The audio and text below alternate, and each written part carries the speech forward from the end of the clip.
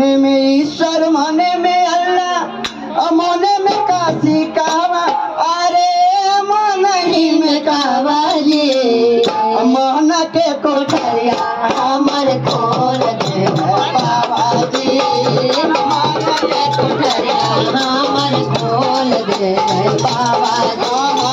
मन के कोठरिया हमर खोल दे बाबा जी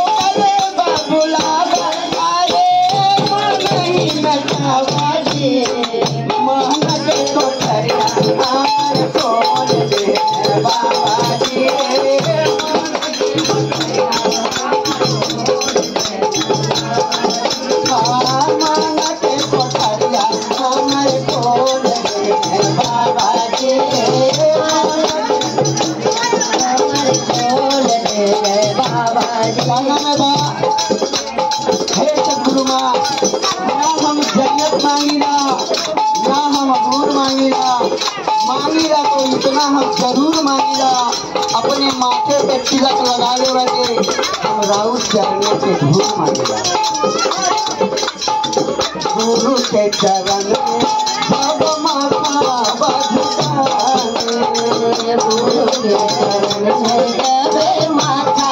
बजुकाने कहे अवतार बातो हरि पावाने कहे अवतार बातो हरि पावाने निकल अनरिया उगल अनरिया निकल अनरिया उगल अनरिया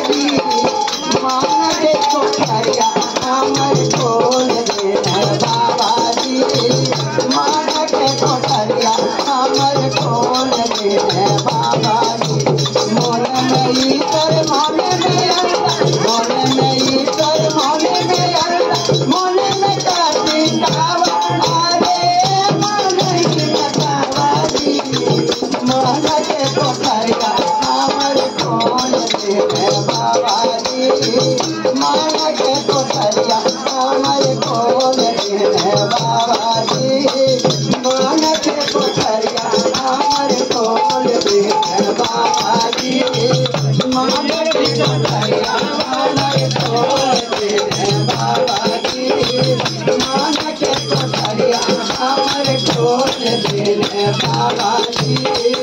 मन के कोठरिया हमर खोल देने बाबा जी। प्यार से कहना।